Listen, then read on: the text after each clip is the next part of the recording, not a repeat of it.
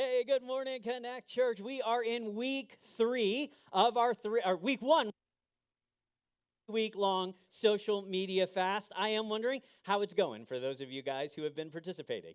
It's been an interesting week for me, for sure. As I was winding down last Sunday night, I was thinking, okay, fast starts tomorrow, so you might as well soak up as much social media goodness as you possibly can. And so, I'm furiously scrolling right before bed, and I'm thinking to myself, okay, I need to shut this down. I need to get some rest and get started with the day tomorrow. But honestly, I don't want this to be the last post that I see for the next 3 weeks. Are you with me? So I kept scrolling, and I'm like, no, that can't be the last post. No, that can't be the last post. I don't know why you're laughing, because it was your post. And I was like, that's not good enough. No way, no way, no way. I eventually gave up after the third Temu ad. I was like, you know what? Forget it. There's no point in this. I'm not going to find the perfect post to end on. I have also been aware, just how much I have been mindlessly scrolling over the last few years on social media. I know that because several times this week, I've been on total autopilot. No conscious thought whatsoever. I pick up my phone, open it, and go to tap that folder where my social icons were, but it's gone. I took it off. So my thumb is just hitting dead space on the screen, and I'm like, oh, that's awkward. You ever you're coming up to some steps, and maybe you miss the first step, and you're looking around to make sure nobody looks at you like you're a big dork? Well, that's how I feel when I'm tapping that blank space on my phone. I'm like, there's nothing there. So about halfway through the week, I got really clever. I put my Bible app right there in the position. So every time I do that autopilot thing, the Bible app pops open and it gives me a random verse. And I just imagine the Holy Spirit going, gotcha. I know many of you are having the same sorts of experiences because I've been talking to you and you've been sharing with me how you've been coping. You've got that digital itch that Tyler mentioned a moment ago. And so I've heard from some of you that you have found yourself scrolling still, but not scrolling social media. You're scrolling stuff like the weather app. Do you know how addicted to scrolling you have to be to pull up the weather app? Or it's not the weather app, it might be photos. A lot of people have been looking through their photos, and that's a good thing. Maybe even cleaning the photo library is a good thing. Some of you guys have told me that you have this habit now of opening email and pulling to refresh because you're like, I just need a hit of something new. I just need a little, maybe somebody sent me something interesting. They didn't, but you're hopeful that they might have, right? There's been a lot of good that's come about already from me taking this break over the last week. I have been more productive. I've spent less time on the internet, almost by half, which I think is pretty impressive. I've certainly prayed more in the last 7 days than previously. Man, our Wednesday night prayer gathering was fire, you guys. If you missed that, truly you missed a very special experience. But the good news is we're doing it again this Wednesday and the following Wednesday as well, 7 p.m. right here in the room. I would love for you to come and just experience what it's like to be in a room with 100 other people that are just committed to praying for a full hour. Now, I want to promise you, if you get nervous at the thought that you might show up and somebody would put you on the spot and make you pray out loud, that will never happen, okay? In fact, I don't like putting people on the spot and making them pray out loud because I don't know what sort of weird stuff's going to come out of their mouth. So I like to, just have a little more control. This Wednesday, we have invited 7 or 8 people to lead us in various topics of prayer. And if you show up for it, I think you'll be very, very glad that you did.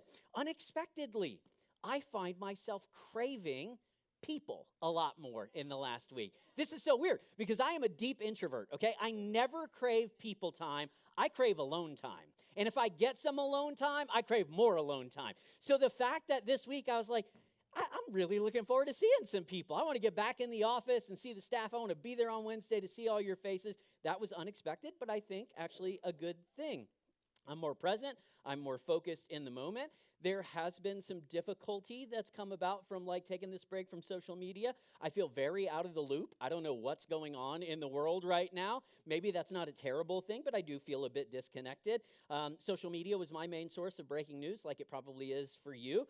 Of course, my football team fired their head coach on day 1 of my social media fast. So I cannot read obsessively about Coach Prime going to the Dallas Cowboys, all right? That's probably a good thing too. It's been an interesting experience, but I think overall it's been a positive one. And my hope is that if you're participating in this digital fast, that it's been a positive experience for you as well. If you haven't been participating, I want you to know it's not too late. You can always jump in now. Even if you don't do a full 3 weeks, doing a week, doing 2 weeks will actually be beneficial to your soul. Now, as we continue this series called Take a Break Today, I think we're going to talk about something really interesting and something that you can all relate to. By way of reminder, in week 1 of Take a Break, we discussed just how addictive and unfulfilling social media has become. We highlighted the fact that the average Canadian is on pace to spend 13 years of your life on your phone. And I challenge you to consider whether or not you really want to spend such a significant chunk of your time here on earth staring at this little device, consuming ads and influencers and honestly pointless sort of media.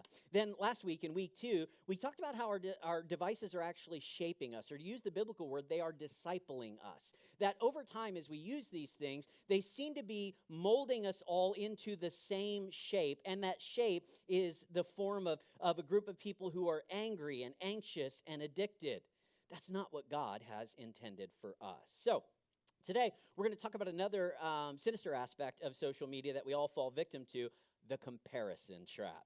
At the end of the day, all of us want to know that we are respectable, acceptable, and lovable. That's really, I need to know that I am respectable, acceptable, and lovable. So how do I determine that? How do you determine that, either consciously or subconsciously? The primary way that we typically do this is by comparing ourselves to the people around us. Let me show you something from the Old Testament book of Ecclesiastes. Ecclesiastes was written by King Solomon.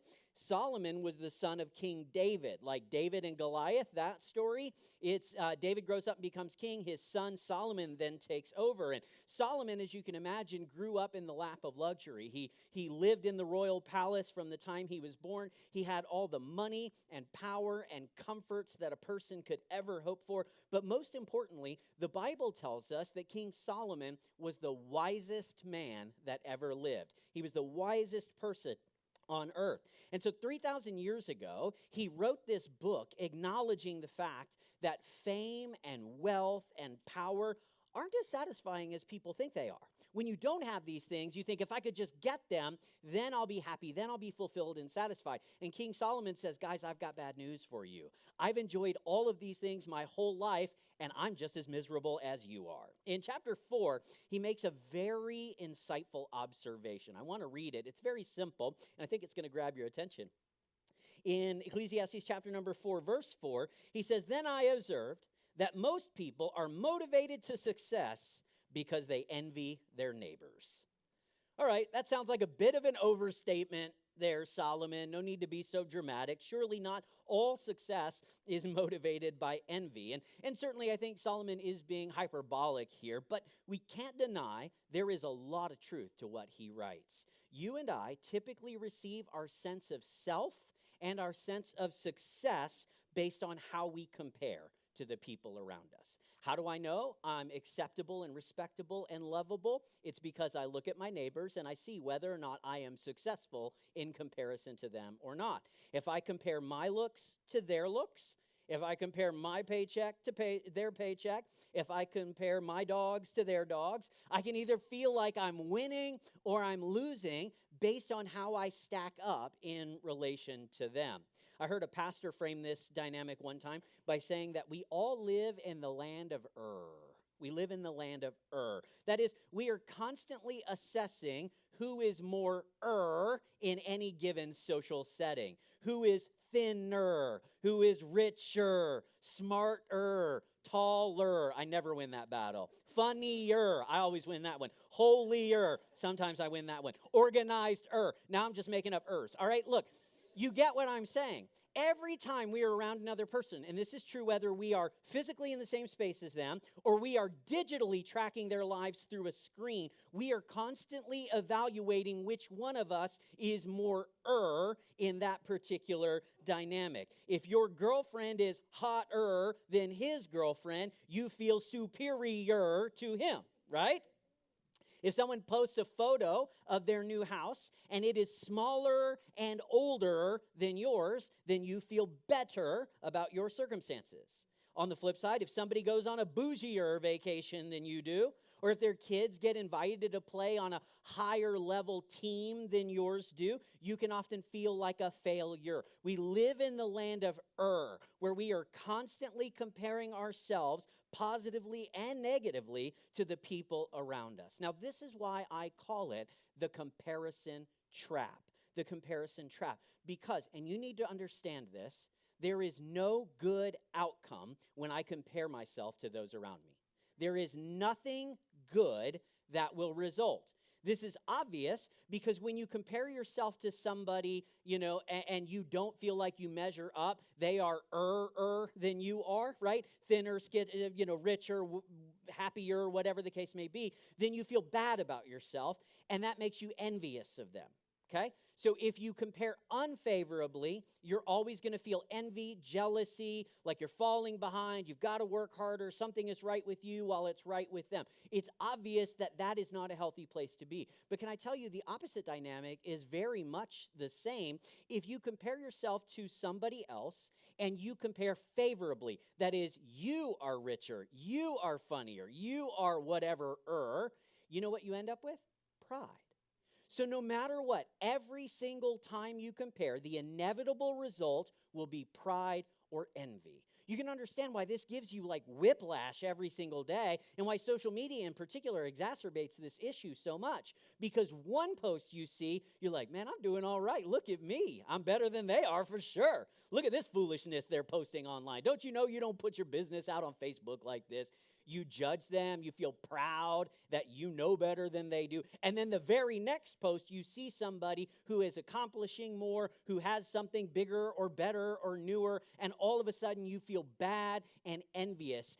Because I'm a preacher and everything has to rhyme, I could say there is no win in comparison. Every time you compare, you lose. There is no win in it. Even if for just a moment you feel slightly better about yourself, in the long run, you will be worse because of your tendency to compare. Solomon knew this, actually. In fact, I want you to look at how he describes this comparison trap in the very next sentence in Ecclesiastes chapter number 4. In Ecclesiastes 4, the second half of verse 4, he says this, I observe that most people are motivated to success because they envy their neighbors, but this too is meaningless, like chasing the wind. That phrase, meaningless, or vanity in the King James, this is like the repeated phrase throughout the book of Ecclesiastes. He's trying to show you that so much of what we spend our lives pursuing is empty. It's meaningless. It's shav, like we talked about the very first week. Solomon says here that trying to find your self-worth via comparison to other people is meaningless. It's like chasing the wind. Think about that phrase, chasing the wind, for just a moment. It's a very interesting description. I don't know if it's possible to catch the wind. I think that's a fair question to ask in the first place. But even if you did catch the wind, what are you going to do with it? You know what I mean? It's like, it's immaterial. You can't hold on to it. I don't know how you're going to use it. I'm not sure how you can, keep it long term. Solomon uses this phrase of something that would be foolish and foolhardy, something that would be, in the end, unsatisfying, to describe how so many of us spend our lives, comparing ourselves to other people, and 1 minute feeling great, the next minute feeling terrible. He says this is silly, it is meaningless, it is like trying to chase the wind. I don't want to spend my life chasing the wind. I started thinking this week, so what are some of the ways that social media in particular is like chasing the wind? Why is it so deeply unfulfilling? Why is the comparison trap so deadly? And it occurred to me, a few things occurred to me. One is the comparison trap never stops. It never stops. There will always be somebody who is more than me. You know? Like, I have to really consciously remind myself, there will always be another pastor that has a bigger church. There will always be some dude that has a newer and nicer truck than I do. There is always someone who is healthier, always someone who is wiser, always someone who seems to be further ahead, depending on whatever metric I want to use. If my confidence is robbed every single time somebody else is doing better than me, I'm going to live a deeply unhappy life. That is the definition of chasing the wind. I am pursuing something that I'm never actually going to catch because the comparison trap never stops. Not only that, but the comparison trap never stays consistent. I don't know if you've noticed this. I brought this up many times. What feels like winning a couple of months ago can feel very much like losing today, you know? There were things that were cool back in the day, and we were like, okay, that's what cool is. That's what desirable is. That's what success is, you know? So there was a time when skinny jeans were it, man. Like, you had to, they looked like they were painted on us, right? These days, we've gone the exact opposite direction, and pants are baggy enough to, shoplift a Christmas ham inside of, you know? It's just like every single day, the target keeps shifting. What we're supposed to be chasing is now changed and different. And the moment we get close to it, something new comes along. Maybe you paid a premium to buy a house in the hot new neighborhood back in the day. These days, your neighborhood is not cool anymore. It has moved on. You used to live in the hot spot of town, and now it's like a neighborhood that barely anybody even wants to move into. It could be that in your younger years, you received constant attention because of your looks. But age is catching up with you, and suddenly the dynamic has shifted, and the goalposts have moved, and the things that you used to rely on to give your sense of to give yourself a sense of success and self-worth, those things are disappearing. We are chasing the wind when we play the comparison game. It is something that never stops. It is something that's never consistent. Not only that, we have to remind ourselves that it is universal. Everybody plays this game. There can kind of be this sense in our minds that it's like, oh, well, when you're at that level of success, or when you look like that, or when you make that kind of money, then you don't struggle with this anymore. That's a lie. There is no point in life at which you're like, I'm not jealous or envious. I'm not proud or arrogant. I am perfectly happy with me and who I am and where I am. It's simply not true. There are people all over the world that have the very things that you are spending your life pursuing, and they are just as miserable, maybe even more miserable than you are right now, because as Solomon told us 3,000 years ago, the sorts of things that we believe give us our validity and our success and our worth in the world are often quite empty. It is chasing the wind. And my fear is we chase the wind, we reap the whirlwind. We actually end up with nothing when the end of our life comes. Now, I should note, this is not a modern problem, right? Solomon wrote these words addressing the comparison trap 3,000 years ago, but our technology today has definitely exacerbated this problem.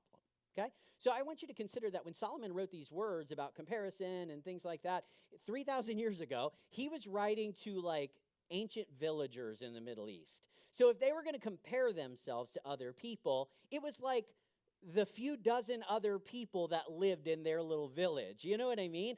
They just didn't have a scope of relationship. They didn't have the limitless comparison that we often had. And so you really only had to deal with comparing yourself favorably or negatively to the people that you immediately lived around. Now listen, it was still a problem for them. They needed to address it. They needed to deal with it. They needed to get out of the comparison game, even when it was such a small pool of people to compare themselves to. But come on now, we are operating in another league in the modern world.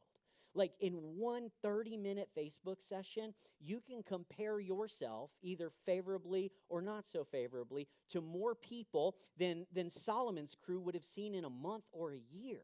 The scope of people that we have to constantly compare ourselves to is no longer just our neighbors. It is worldwide. Think about the phrase. The phrase used to be keeping up with the Joneses, right? And who were the Joneses? The Joneses were just like an average, normal family that might live on your block. And they got a new car, and you're like, oh, they got a new car, we should get a new car. When there's one person in the month that gets a new car on your block, then you can kind of evaluate that, deal with the stress and the envy and jealousy and things like that. But when you open up your social media apps and it's like new car after new car after new car after raise after vacation after new baby after redecoration and you're just like, because there's so many people. It used to be that we had to keep up with the Joneses, one family right in our neighborhood. Now we have that, of course, but we also have to keep up with our distant digital friends that are all around the world. Oh, by the way, we also have to keep up with influencers, celebrities, and advertising, none of which Solomon's crew had to deal with. We used to be concerned with keeping up with the Joneses. Today, the phrase is keeping up with the Kardashians. There is no win in comparison. Why? Because you're not even being compared to people that are even remotely like you anymore. You're being compared to not the ers, but the ests. You're being compared to the richest, the finest, the smartest, the bestest. You're being compared to people who are at the top level for whatever sort of metric you might want to use, and you're only measuring yourself against them according to that metric. You know what I'm saying? It's like we're getting the worst of all worlds here. No wonder Solomon says this comparison trap is chasing the wind. Now, Solomon, he concludes his observation in verses 5 and 6. So again, this whole passage flows right together, okay? I'm going to read the first two. They're not on the screen, but that's okay. I'm going to read them, and then we're going to flow right into verse 5. He says, I observe that most people are motivated to success because they envy their neighbors, but this too is meaningless, like chasing the wind. Fools fold their idle hands, leading them to ruin. True.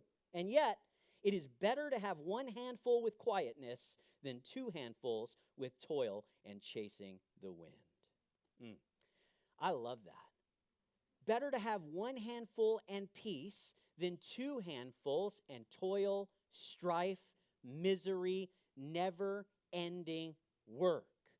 I think, Solomon doesn't want to be misunderstood here in verse 5, okay? He's not saying that you should never try to improve your circumstances. He's not saying that, you can't ever look at somebody else and decide, you know what, I could probably do better. Let their success encourage me in some healthy ways. It's not that there is no value or that there could be no benefit in that. Instead, what he's saying is that we should make sure that we don't ever come to the belief, the mistaken and false belief that more is better. It's not. Newer is not always better. Look, you can get a new car or a new house, but if it brings with it a ton of financial stress, are you really winning? One of the things I think we all realize by now is that the influencers that we kind of hold up in the online world, it's like all a sham. It's a facade. It's not real. It's very posed and fake, and it's paid for on credit card data. They happen to have gotten sponsorships. They are not operating in the way that any of us operate. And so when we look at their lives and we say, oh, I'm supposed to be like that, or this is where my life should go, we end up pursuing something that even if we succeed, we'll get two handfuls, but we'll end up miserable because of it. Better is one handful with peace than two handfuls with stress. Many of you have discovered this firsthand. I have fallen into this level of comparison trap before. There are some of you that are in the room right now, and you are in significant debt because you listened to what some TikTok bro told you successful men drive and wear and drink, and now you've stretched yourself so far out there that you're worse for having listened to what he had to say. There are some of you in the room, and it's possible that you've developed an unhealthy relationship with food and exercise because you discovered that your boyfriend liked another girl's Insta post, and that sent you into a spiral about yourself. Why? Because you fell into the comparison trap.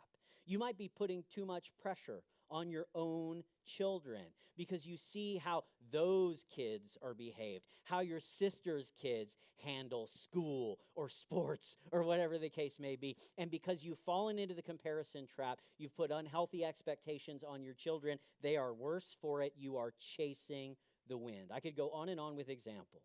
But the world is constantly telling us that our life that our value is found by how we measure according or in relationship to other people. But Solomon warns us there's a better way. Not only did Solomon write the book of Ecclesiastes, he wrote some other texts in the Bible as well, including a big chunk of the Proverbs. And so in Proverbs chapter number 4, verses 25 to 27, I want you to really listen to what Solomon has to say here.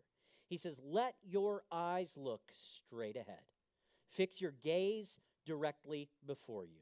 Give careful thought to the paths you walk and be steadfast, steady, consistent in all of your ways. Do not turn to the right or to the left. Keep your feet from chasing chaos." Woo, that's a sick bar right there. Keep your feet from chasing chaos. That's good. That's what I want. I don't want to chase chaos.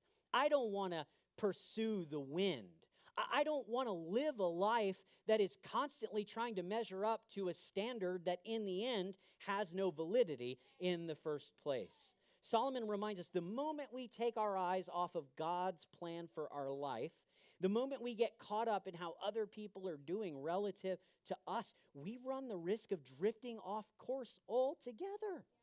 Solomon's words here in Proverbs 4 are a very nice parallel to what the author of Hebrews wrote in chapter 12, verse 1. In chapter 12, verse 1, the author of Hebrews calls us to run with patient endurance the race that God has set before us. God has designed a race for me to run. My lane is different than your lane. My track is different than your racetrack. My route is not the same route that you or Kim Kardashian is going to run, okay? Now, I can look at other routes and I can be mad that my route isn't over there and it doesn't follow that path or it seems shorter or easier or whatever. I can do that, but in the end, it's never going to change the race that I've been given. It's never going to alter the route that I have. God has a specific path that he has laid out for every single one of us, a good and perfect plan in which he is trying to accomplish his good and perfect plan for your life. So then I can either try to worry about other people's race, I can try to get into their lane, or I can focus on staying in mine. I can focus on what God has placed in front of me and not worried about what everybody else has or doesn't have in relation to me. We could summarize today's message this way. The happiest people look up far more than they look around.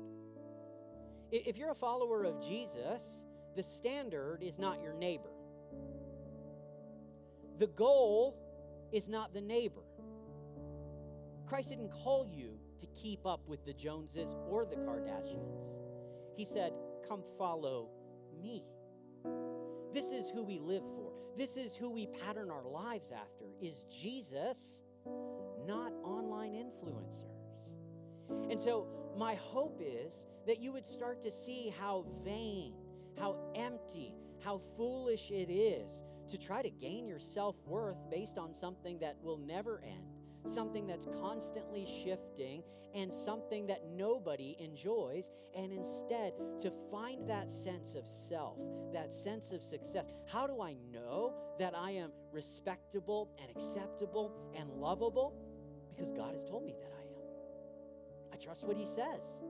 And I've given my life to pursuing him instead of chasing the chaos that exists in the online world around me. One more thing worth noting here, and that is that the most important place to realize this is when it comes to our salvation and our relationship with God. We make the same mistake in the spiritual realm that we do in the financial realm or the relational realm or whatever.